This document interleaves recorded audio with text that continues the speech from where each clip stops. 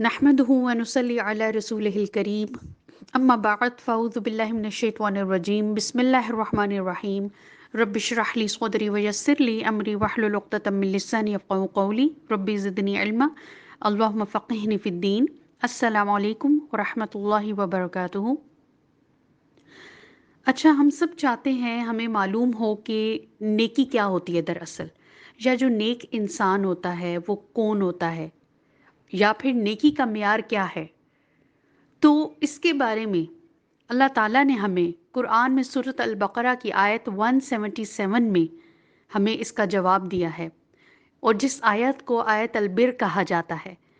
और उसमें बेसिकली अल्लाह ताला ने इसी चीज़ का हमारा जवाब हमें दिया है कि असल में दरअसल नेकी होती क्या है। तो सबसे पहले हम इस आयत का लफ्ज़ी तर्जमा पढ़ेंगे। लईसा नहीं है, अलबिर्रा नेकी, अन तुवल्लू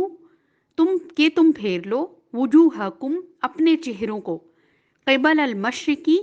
तरफ मशरिक के, वल मगरिबी और मगरिब के, वलाकिन्ना और लेकिन, अलबिर्रा नेकी ये है, मन जो आमना ईमान लाया, बिल्लाही साथ अल्लाह के, वल यौमी और यौमे अल आखिर आखिरत के, वल मलाइकती और फरिश्तों के, वल किताबी और किताब के, वन नबीयीना और नबियों के, व आतल माला और उसने माल को दिया, अला हुब्बिही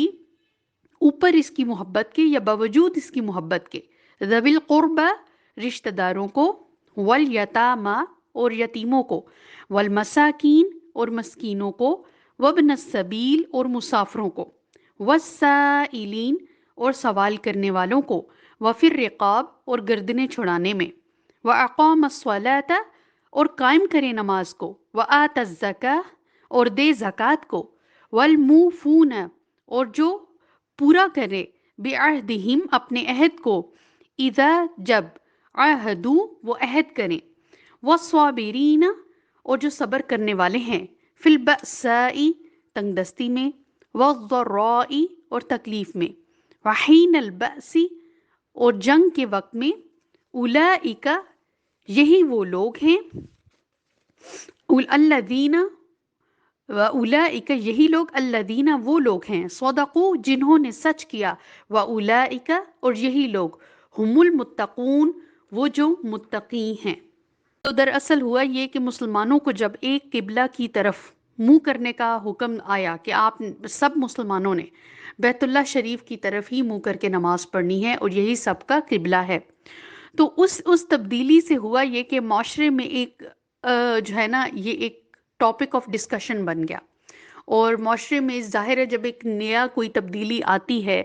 तो उस चीज़ को डिस्कस किया जाता है और वो एक इशू क्रिएट हो जाता है माशरे में। तो हुआ यही कि उस वक्त मुसलमानों में ये एक टॉपिक ऑफ डिस्कशन,